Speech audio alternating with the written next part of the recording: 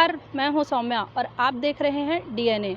हमारे चैनल के इस प्रोग्राम हमारा समाज में हम आपका स्वागत करते हैं। इस प्रोग्राम के जरिए हम विभिन्न समाजों के कार्यों और उनकी उपलब्धियों का ब्यौरा आपके सामने रखते हैं और यह भी कि दूसरे समाज को अपनी सामाजिक एकता और मजबूती के लिए क्या क्या करने चाहिए। तो आज की इस कड़ी में हम बात करने जा रहे हैं धीवर समाज के अध्यक्ष नर्मदा प्रसाद धीवर जी से। आइए समझते हैं उनका नज़रिया, बात करते हैं उनसे। आपके समाज में कुल कितने मेंबर्स हैं और कार्यकारिणी का गठन कैसे होता है, चुनाव से या मनोनयन से? हमारे समाज में धमतरी में 700 घर हैं और सदस्यों की संख्या 11,000 से 12,000 अपन लेके चलते हैं। और हमारे समाज में चुनाव 5 साल के लिए होता है। अब 5 साल में प्रजातांत्रिक तरीके से अपन चुनाव करते हैं और जो प्रजातांत्रिक हिसाब से जो भी ज़्यादा वोट पाता है वही समाज का अध्यक्ष बनता है। अभी मेरे को अध्यक्ष बने 2 ही महीना हुआ है और इस हिसाब से मैं बिल्कुल नया हूँ, लेकिन समाज के हिसाब से 30 साल पुराना हूँ।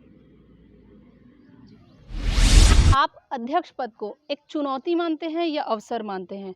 क्योंकि आपका समाज बहुत बड़ा है, तो सबको एकजुट करके रखने में किन किन दिक्कतों का सामना करना पड़ता है?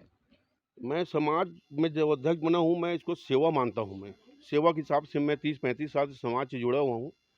हमारे प्रेरणा स्रोत स्वर्गीय विष्णु हिरवानी जी और हमारे मार्गदर्शक श्री परमेश्वर भैया के हिसाब से अपन चलते हैं। और समाज में हमारा समाज दबा कुचला समाज है और सवेरे से ही रोजी रोटी की तलाश में निकल जाते हैं और दिन में दोपहर के खाने का कोई ठिकाना नहीं रहता, शाम को ही एक टाइम ठीक से खाना खा पाते हैं।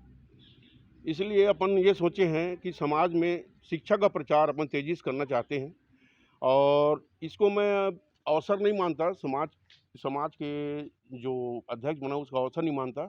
मैं सेवा के हिसाब से लेना चाहता हूँ।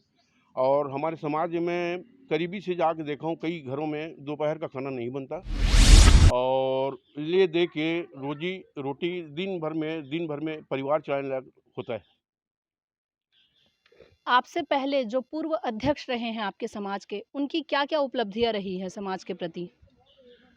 हमारे अब आप तो जानते ही होंगे कि सी ओम बैगानाग जो पार्षद कांग्रेस के पार्षद थे, दमदार पार्षद थे और उनका सेवा भावना का कोई सानी नहीं है। उनका सेवा भावना रात दिन, ये तो 10 साल पार्षद भी रहे हैं वो, और उसके बाद सेवा भावना रात दिन चलते रहता था। अचानक उनका देहावसान हो गया कोरोना काल के कारण। अब उसके कारण उसके एवज में मेरे को अध्यक्ष बनाया गया है समाज के द्वारा। चुनाव प्रतिक्रिया करके मतलब अध्यक्ष बना हूँ मैं और उनका उपलब्धि बहुत बढ़िया है। जैसे अपन शीतला मंदिर का जीर्णोद्धार कराना, उसके बाद अपन और कई ठो निर्माण है।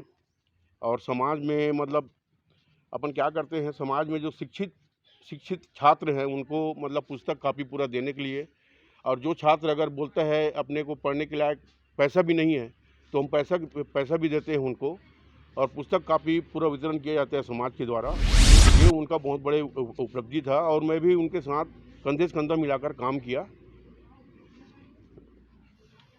आगामी योजनाएं क्या क्या है आपकी समाज के लिए, जिससे आपका समाज और भी मजबूत बना रहे और दीगर समाज के लिए एक मिसाल? आगामी हमारा योजना ये है कि हम समाज के जितने भी छात्र छात्राएं हैं उनको पढ़ने में आगे से आगे मतलब सहायता करें उनका, और जितने भी शिक्षित होंगे तो उनका घर भी अच्छा चलेगा। और आजकल ऐसा है, मछली के व्यवसाय में ऐसा है, छोटा मोटा तालाब ही मिल पाता है धीमर कीमट लोगों को। धीमर दोनों मिल के हम धमतरी की जनसंख्या हम 25,000 के आसपास हैं और उनको रोजी रोटी मतलब ले दे के चलता है रोजी रोटी उनका। और बड़े बड़े तालाबों बांधों में आपने देखा होगा, माड़मसिल्ली बांध है, माड़मसिल्ली को कोई नगरी का कोई अब्दुल नाम का खान साहब लिया हुआ है। और अपना जैसे सरकारी जो सहायता होना चाहिए, सरकारी सहायता, जीवन बीमा रहता है, मछुआरों का बीमा रहता है। मछली मारते मारते अगर कोई जाल में फंस के मर गया तो उसको 2 लाख रुपया बीमा मिलता है। लेकिन समाज में उसके घर को देखने के लिए अधिकारी लोग नहीं आते घर तक। और मैं ये देखा हूँ कि अगर मान लो अपने को 2 लाख रुपया होना तो 2 लाख रुपये होने के लिए अपने को मरना पड़ेगा, क्योंकि सरकारी जो सहायता है वो खाली सरकारी मछली विभाग के पूरा ऑफिस से बाहर नहीं निकलता। क्योंकि मछली अधिकारी लोग अपने अपने जो खास लोग हैं, जो अपने जो करीबी हैं, उनको मतलब अपना जो देते हैं। मैं ये कड़वा सत्य बोल रहा हूँ, अधिकारियों को बहुत गलत लगेगा, लेकिन अपने जो खास आदमी हैं उनको ही वो लोग मछुआ सहायता देते हैं। आप जाकर देख लीजिए ढीमर लोगों के घर का, कि वहाँ मतलब एक टाइम ही मतलब रात का ही खाना ठीक से बनता है, दिन का खाना ठीक से नहीं बनता। इसलिए हम विद्यार्थियों को, छात्रों को मतलब शिक्षा के हिसाब से आगे बढ़ाना चाह रहे हैं। और हमारा 30 साल से ये चल रहा है भैया, अभी नहीं चल रहा है। बहुत बहुत धन्यवाद डीएनए न्यूज़ का, जो अभी आके हम लोग से वक्तव्य ले रहे हैं। तो हमारे समाज में हम 30 साल से ये लगे हुए हैं कि बच्चों को मछली के अलावा और दूसरे काम में आगे जोड़ा जाए। इसलिए हमारे धमतरी में आप तो जान ही रहे होंगे, खिलावन राम रिगरी अभी अपर कलेक्टर खिलावन राम रिगरी डीजे अभी बने हैं अभी वहाँ जांजगीर में। और हमारे अपर कलेक्टर साहब है हेमंत मीलपाल, जो भी छोटे परिवार से ही निकले हैं। और मैं डीजे साहब खिलावन रिगरी जी का मैं बोलूँगा, प्रधान टाइज के बाजू में जो होटल हाईवे जो पूरा बना है उसमें कुली काम किए हैं हमारे डीजे साहब। और हमारे समाज में अभी 3 जन डॉक्टर एमबीबीएस आ रहे हैं, गौरव धीवर और हेमंत मीनपाल की 2 लड़कियां हैं, दोनों आ रहे हैं। ओम प्रकाश मीनपाल जो है अभी नगरी कुरुद में है, अभी आयुर्वेदिक डॉक्टर है।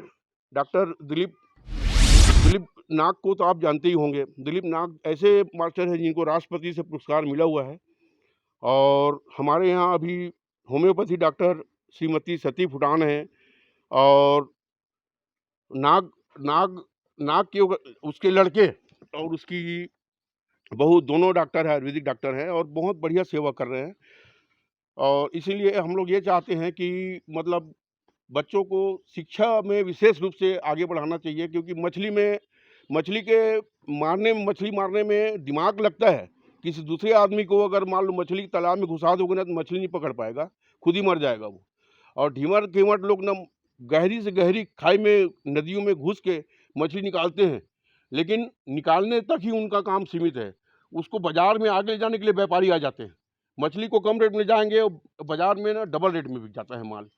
और मैं आपको पहले ही बताया कि बड़े बड़े बांधों में अधिकारियों से मिल के जितना भी है, मतलब बड़े बड़े बांध सब बड़े बड़े सेठों के अंदर में है, इनमें नेताओं का भी हाथ रहता है। इसलिए ढीमर समाज को विशेष कोई मतलब सहायता नहीं मिल पाता, सरकारी सहायता। सामाजिक पदाधिकारी का राजनीतिक जुड़ाव को आप क्या मानते हैं? क्योंकि राजनीति में पार्टीगत लाभ या नुकसान देखा जाता है, भले समाज का भला हो या मत हो। देखिए, हमारे समाज में आप जानते ही होंगे, विष्णु हिरवानी जी दमदार भाजपा के नेता थे। सी ओम नाग जो मेरे से पहले अध्यक्ष थे, वो मतलब दमदार पार्षद थे आमापारा वार्ड के, आप जानते ही होंगे।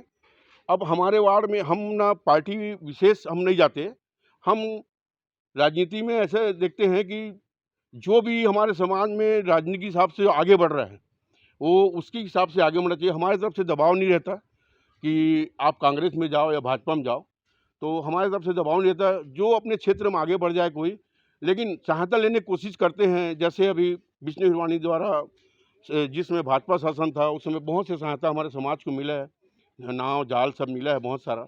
और सी ओम नाग कांग्रेस में थे, तो कांग्रेस में इसीलिए हम लोग उनको बढ़िया दमदार नेता समझते थे कि चलो भाई 10 साल का पार्षद है और कांग्रेस का बढ़िया नेता है, अब कांग्रेस से फ़ायदे लेंगे, क्योंकि बघेल जी का भी शासन आ गया। तो अपने में कोई बंधन नहीं है, पार्टी का कोई बंधन नहीं है। अपने में जो जैसे आगे बढ़ना चाहे आगे बढ़ सकता है। हम ये सोचते हैं कि ढीमर समाज दबा कुचला परिवार समाज है और ये मेहनत करके ही आगे बढ़ता है ये। और इसको मेहनत को ऐसा टाइप का हम आगे बढ़ाना चाहते हैं, मेहनत से दिमाग तो तालाब के अंदर दिमाग डालता है, लेकिन बाहर व्यापार में आके बिछड़ जाता है। तो ढीमर लोगों को हम ये सोचते हैं कि मछली निकाले और उसको ले जाके दिल्ली बम्बई तक ले जाके बेचे, क्योंकि यहाँ से जो मछली निकलता है 80 रुपये 100 रुपये किलो मछली निकलता है, और रायपुर जाके वो 300 रुपये किलो हो जाता है। तो अपन ये व्यापार में विशेष ध्यान दे रहे हैं और बच्चों की शिक्षा में विशेष ध्यान दे रहे हैं। कोरोना काल के इस समय में आप आम नागरिकों को और अपने समाज के सदस्यों को क्या संदेश देना चाहेंगे हमारे डीएनए के माध्यम से? कोरोना काल में देखिए, ये ऐसा बीमारी है जो सोशल डिस्टेंसिंग का रहता है, और ज़्यादा भीड़ भाड़ में नहीं रहना चाहिए।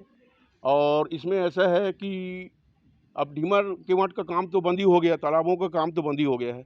अब अपने को वो नहीं है, लेकिन भीड़ भाड़ से बच के रहना चाहिए और सोशल डिस्टेंसिंग का पालन करना चाहिए।